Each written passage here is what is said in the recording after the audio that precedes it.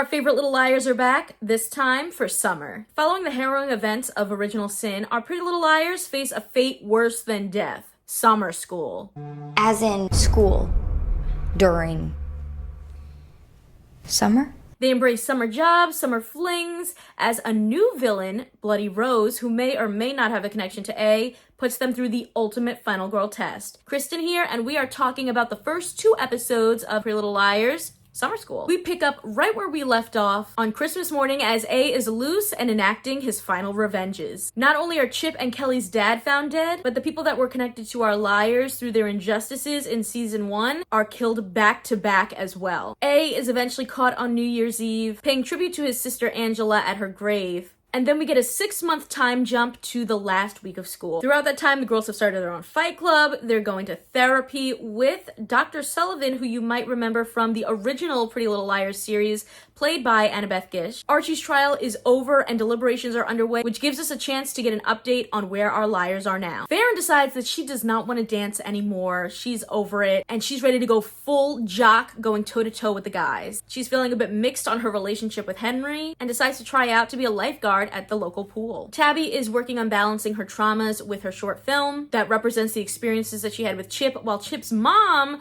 is calling her a liar. We're also introduced to the new character Christian. He's a new movie theater employee with a passion for horror special effects from New York, and while they do seem interested in each other, his presence also puts Tabby on edge with fears that he could be like Chip. Noah's been staying with her boyfriend's family while her mom's in rehab. But, there's a little drama going on there, so she decides she's gonna lie and say that her mom's out so that she can stay at her apartment all summer long, unsupervised. That is until we get another new character, Jennifer Fox, from Noah's past. The 2 of them were in juvie together, and it seems like they've got a little chemistry brewing between them. What is that gonna mean for Noah and her boyfriend? Imogen is very worried about her baby. We learn that she did not allow Arya and Ezra to adopt her from the original Pretty Little Liars series. Remember the first couple you selected for adoption?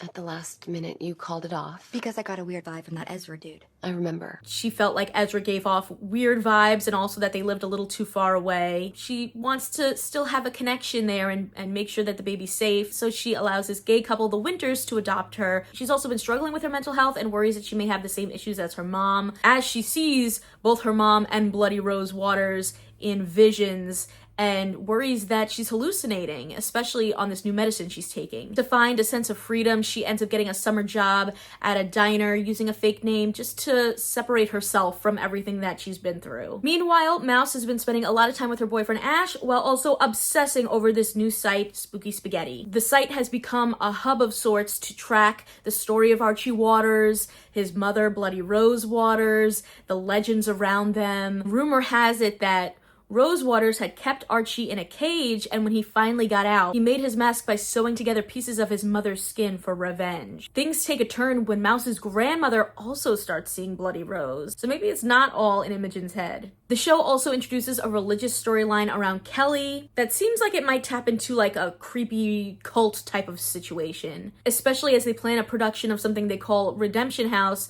to help purge the town of its sins. I gotta say, this season's already off to a solid start. They jam-pack a lot in these first 2 episodes. The summer vibes are immaculate. I love it. The music is so good. I love those sort of like old school 80s songs they're using that feel both retro but also a little bit sinister, like Cruel Summer. So good. The costumes are on point, but my favorite part has to be our group of young women. I just think that they have such great dynamics together. They're just like a great little group. I love that we get to see them in a variety of ways, like they're having fun for the summer, but they're also running for their lives, but they're also supporting each other. Some highlights from these first 2 episodes that I really loved were like the Bloody Rose, Bloody Mary parallel, them trying to summon her in the girls' bathroom. Like, I just loved the visuals there. And also we learned that this is definitely not a supernatural situation.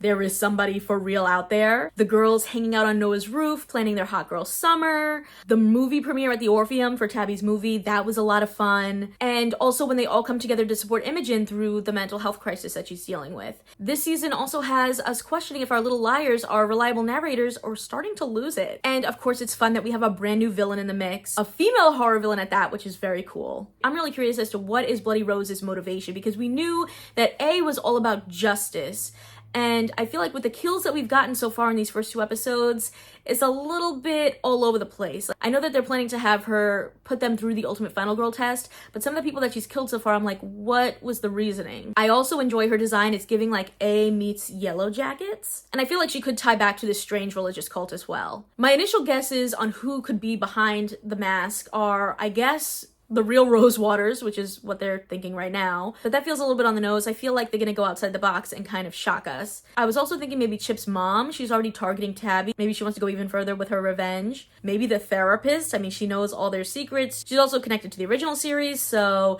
I definitely think we need to keep an eye on her. But Bloody Rose is just starting to ramp things up. She's leaving roses for the girls to find. She's calling them. She's video chatting them. And of course, claiming victims. I'm excited to see how the rest of the season plays out and what her motivation is. Right now, I don't trust anybody. Let me know what you thought about these first 2 episodes.